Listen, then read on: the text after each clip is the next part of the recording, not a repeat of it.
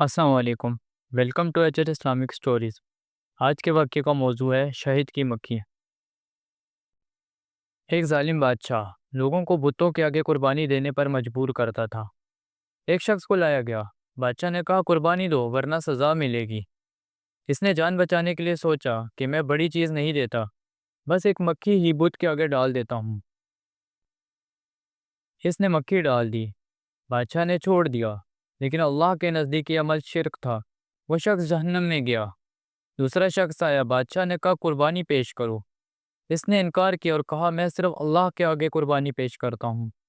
بادشاہ نے اسے قتل کر دیا، لیکن اللہ نے اس کے استقامت کے بدلے میں اسے جنت عطا فرمائی۔ سبق: چھوٹی سی نافرمانی بھی مثلاً مکھی کی قربانی شرک کے زمرے میں آ سکتی ہے۔ ایمان پر ثابت قدمی اور حق کے لیے قربانی دینے والا جنت کا حقدار بنتا ہے۔